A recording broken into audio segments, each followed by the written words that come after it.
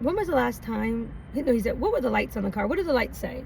And I think I said something like the explanation point or whatever. Anyway, and then I answered his question, but whatever I said, he said, Mel, when was the last time you put gas in the car?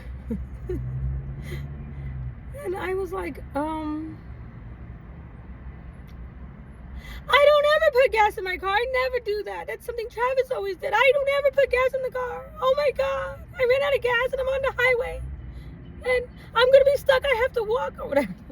Anyway, he was like, Mel, do you have car insurance? Anyway, after that situation over, I remember him saying to me, because I was complaining, like, I don't have a man to do this now. I don't have a man to do that. And he was like, he would say things like, I remember he basically encouraged me to get AAA, but I don't remember how he said it. He said it in such a way that it was like, don't get, like, he wasn't like, you have to get AAA or you must get AAA. He wasn't forceful with it. He was just something, whatever he said, however he said it, he was like, like, have you ever thought about AAA? Something, I don't know. Whatever he said though, but he was like that in general. And I always remember thinking, like, I really respected that about him because he would, like, guide me in ways that it was like as if it was my idea, but it was really his idea. But he didn't care about getting credit or whatever. And this is my cousin or whatever, so whatever. It's not like we were having a relationship or anything, but it was just the way he was. I noticed that he was that way in general. He was very quietly confident in himself. He was very laid back, but I could tell that he was confident in a lot of things. But he never had to prove his confidence to anybody, and he didn't have to show out or anything like that to get respect, right? People did respect him. And it was funny because I have a very kind of vivacious kind of personality, and I remember coming over I think I was coming to get the kids or something like that, his kids, and he was watching one of those reality shows. I don't know, one of the reality shows. And I was like, turn it off, because they were going at it. I think they were fighting, and I don't know, whatever they were doing, fighting and screaming and kicking and whatever, cursing and whatever. And he was like, why? It's getting good. And I was like, that's too much energy. That's too much. I was like, no, that's too much. Turn it off. Turn it off. Because it's bothering my spirit. And he was like, what? He was like, that's so weird. And I realized, like, Travis was the same way. And actually, there have been other men that I have met like this too that are, very laid back. They would call themselves boring, but they love to watch drama. They like to watch dramatic people. They're entertained by us dramatic people, right? But us dramatic people can't handle other dramatic people, right? Because we bring our own drama. And he said to me, you're so dramatic. And he used to say things like that. He used to say, you're a show unto yourself. Like, I could, watch it, like the way you act and everything. Me and my Italian family, on my Italian side, we're very dramatic. We're very, very much, we're very dramatic. And maybe we're over dramatic. I don't know.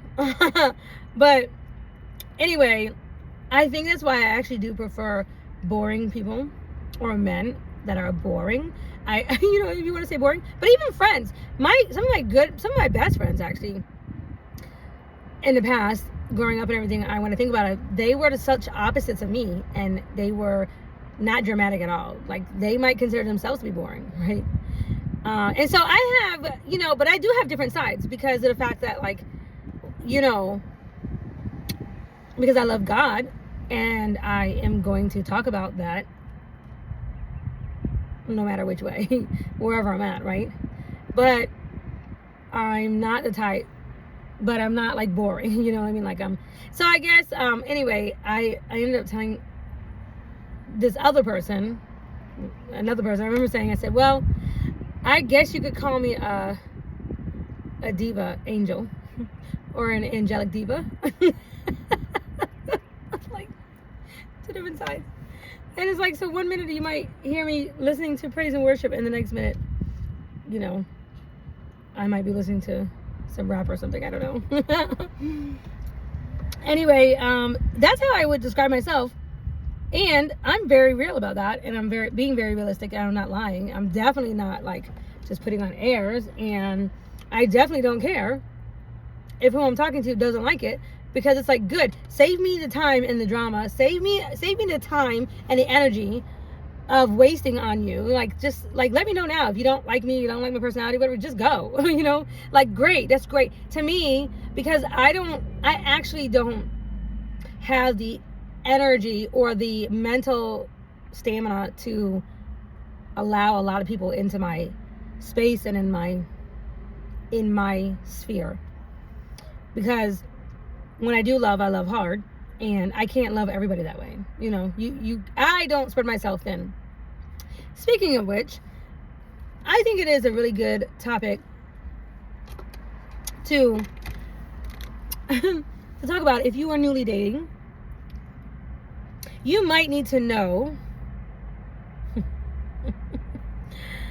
how to know when someone is actually a player. So I'm gonna stop the video here, because I actually want to talk about that, because there are a lot of us, you know, let's say over 30, and maybe you're not, or haven't been dating in a long time, whatever, and you're like me, and you know, you don't really know when a guy is a player. And you really need to know these things, especially if you're in like Atlanta area or a city or whatever, and there's a lot of men or whatever, you don't want to get played, right? So I'm gonna actually talk about that, because I actually Googled it, because that's something else that has come up lately with other girlfriends of mine, you know. So I'm gonna stop the video here and talk about that in the next one.